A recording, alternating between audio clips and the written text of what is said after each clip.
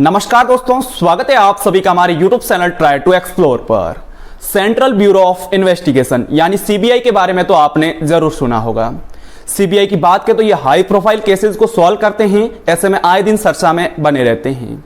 अभी की बात करें तो दिल्ली के उप मुख्यमंत्री मनीष सिसोदिया, जिनके ऊपर शराब केस के चलते सीबीआई की इन्वेस्टिगेशन चल रही है, उसके चलते सीबीआई अभी चर्चा में है। आम आदमी पार्टी का आरोप है कि केंद्र सरकार राजनीतिक दबाव बनाने के लिए उनके खिलाफ इन्वेस्टिगेशन कर रही है।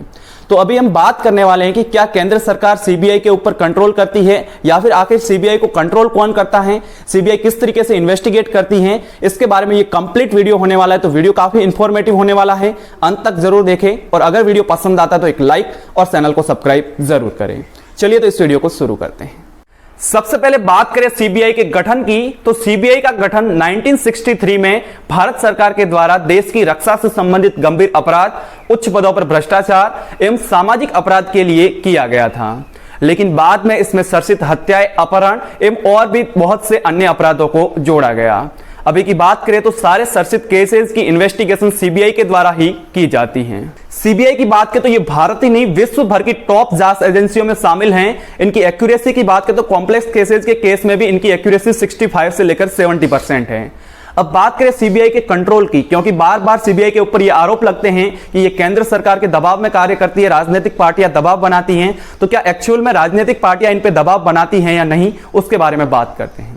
तो सीबीआई की बात करें तो ये भारत के कार्मिक एवं प्रशिक्षण विभाग के अंदर आती है, जो कि प्रधानमंत्री कार्यालय के अधीन है। इसका मतलब प्रधानमंत्री का इसके ऊपर डायरेक्ट कंट्रोल होता है।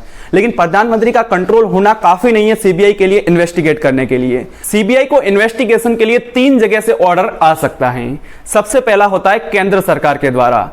तो अगर प्रधानमंत्री कार्यालय या फिर केंद्र सरकार को लगता है कि किसी केस में सीबीआई इन्वेस्टिगेशन की जरूरत है, तो केंद्र सरकार सीबीआई इन्वेस्टिगेशन के लिए टीम भेज सकती है। लेकिन इस केस में यह जरूरी होता है कि राज्य सरकार, जिस राज्य में यह इन्वेस्टिगेशन होने वाली है, वहां की राज्य सरकार की सहमति जरूरी होती है। बिना राज्य सरकार के सहमति के केंद्र सरकार भी सीबीआई की टीम डायरेक्ट वहां पर नहीं भेज सकती। तो डायरेक्ट सीबीआई की टीम 2 ही संस्थान भेज सकते हैं, या तो सुप्रीम कोर्ट। जी दोस्तों, अगर सुप्रीम कोर्ट किसी भी राज्य में या फिर किसी भी केस को सॉल्व करने के लिए इन्वेस्टिगेशन की टीम भेजती है, तो उसके लिए राज्य सरकार की परमिशन की जरूरत नहीं होती। दूसरे नंबर पर हाई कोर्ट। जी दोस्तों, अगर हाई कोर्ट भी चाहे तो सीबीआई इन्वेस्टिगेशन करवा सकती है, उनको भी राज्य सरकार या फिर केंद्र सरकार की अनुमति की जरूरत नहीं होती। हालांकि केंद्र सरकार के अधीन आता है, ऐसे में केंद्र सरकार अधिसूचना तो जारी करती है, लेकिन अगर हाई कोर्ट ऑर्डर देता है या सुप्रीम कोर्ट ऑर्डर देता है तो ऐसे में कोई परमिशन लेने की जरूरत नहीं होती है।